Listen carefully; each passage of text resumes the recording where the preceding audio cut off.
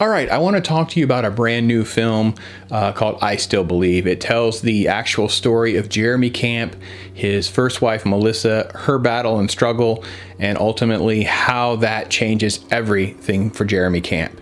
It is a great film that if you liked I Can Only Imagine, this is a film for you. So stay tuned and let me tell you why.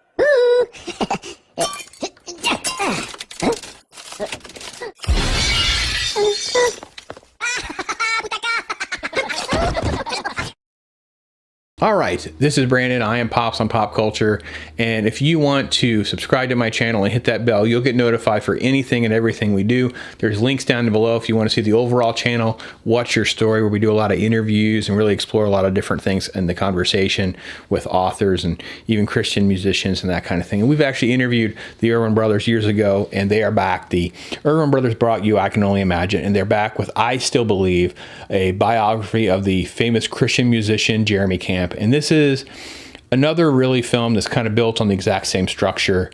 Jeremy Camp is going off to college. He ultimately meets his wife, Melissa, played by Britt Robertson. She's from Tomorrowland. KJ Apa plays Jeremy Camp. That's the star of Riverdale. And I think he does a really good job as Jeremy Camp as far as portraying the story. I mean, it doesn't look anything like Jeremy Camp. But the story is interesting. He goes off to college. She's kind of with John Luke and them meet. Obviously, Jeremy goes to this beach party, and she coaxes him into playing the guitar because he's all about following his dream, being a musician. There's a great shot in the early part of the family where it sets up how poor they were. It's such a big deal to get him to go for this opportunity. They got him a special guitar, and you can see there's just so much talent and stuff that's in there. And then when he starts to play, you get little doses and you see a little bit more. And she ultimately falls for him, and yet John Luke is betrayed. So you really do see, like, you know, the Christian stereotypes and bubbles that we all have it figured out and things go smoothly is just such nonsense. And the film does a good job of not shying away from that. Jeremy Camp does a great job of not shying away from that. This is his story, right? There's a book where he has all this penned down. Similar to I Can Only Imagine, you can see the parallels, right? You can see the paths where they may have to take a few creative liberties, but for the most part, they're trying to keep the story intact, and they've worked very close with the artist to make sure that's the case.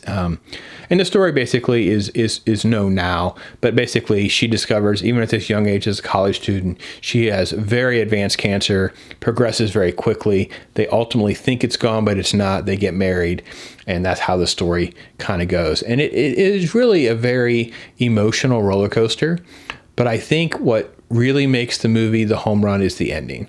Like when you really start to see how Jeremy Camp is drawn to his wife and then has to deal with that, go in front of people and play music and try to pray and call for prayer and belief in that. And then when things seem like they're going right, when things don't seem like they're going right, like how do you press through that? How do you know what to do? You know, even your family can tell you that you shouldn't hang there. You should not stay with that person. You know, it can be too much. I think it is a great testimony to Jeremy to know that he went through that and shares that with people now. And I think as the film closes out and you get to see how Jeremy kind of comes together and then moves forward, and if you've seen him live or you've seen him ever talk about these things, you can kind of get a broader picture. And I Still Believe does just that, right? The namesake is just that. I still believe, even though. And their struggles, even though it may not go my way, even though you may have loss and pain and difficulties, I still believe. And this is a really very emotional story. Like I said, if you liked I Can Only Imagine, you'll like this. If you didn't like that film or you thought maybe it was too heavy-handed for you or something, I didn't think it was, but I know some people that was their criticism, or it was very, it was just not high level Hollywood. This film's kind of in the same vein. This is not a high money profile studio and investment thing. They are doing amazing work with what they have to work with.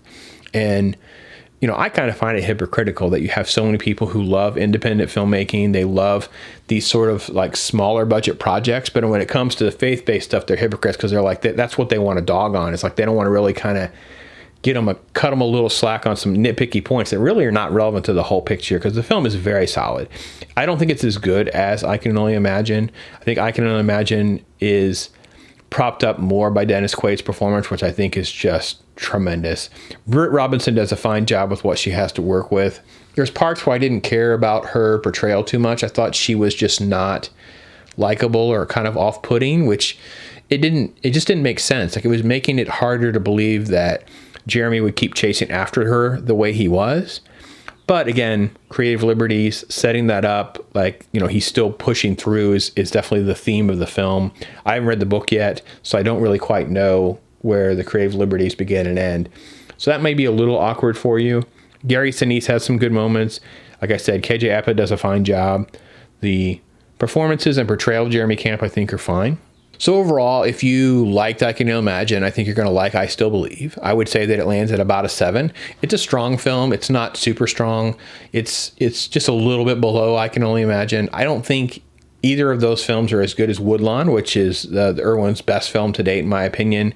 Not as many people have seen it. Not many people know about it. Woodlawn is a biography about Tony Nathan. I think that is their superior film, which I put way above either of those, and highly, highly recommend if you can get a copy of Woodlawn, check that out.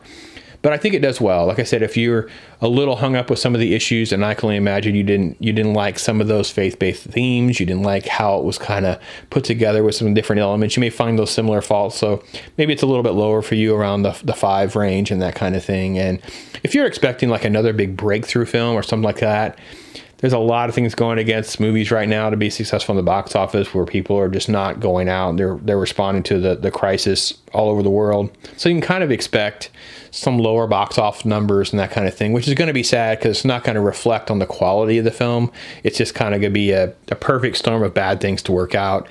And this film's coming out right at the weekend where some of that's hitting. I hope people just still look for an escape, go to the theater, leave 3-4 seats around you, find a solution, because it's a good time out. It's sweet, it's clean, highly recommend it. End of the film, don't miss the end. At least if you got to go to the restroom or something, kind of find those little pauses.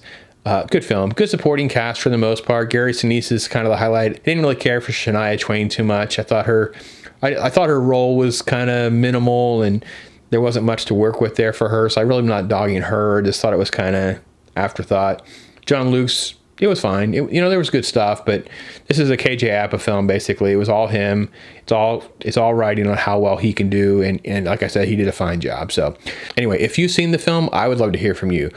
Put your comment down there. Tell me what you think about the film, what you liked. Did you think KJ Apa was a really good Jeremy Camp or not? I mean, it was kind of a tricky thing, right? Because he doesn't really look like Jeremy Camp, but he holds himself well as a musician. I mean, he was very believable as a performer and all of that. So I thought all of that was well. Tell me what you think. Was I wrong about Britt Robertson? Was I too hard about her role? I don't know. Tell me what you think. Did you think that where do you think? Do you like I Can Only Imagine better? Do you think this is, a good film in comparison to their other work? I think they've done a great job. Now they're on their own, where they get a lot more control from as a minor studio agreement, and they have all that. So we're going to see a lot more work from them.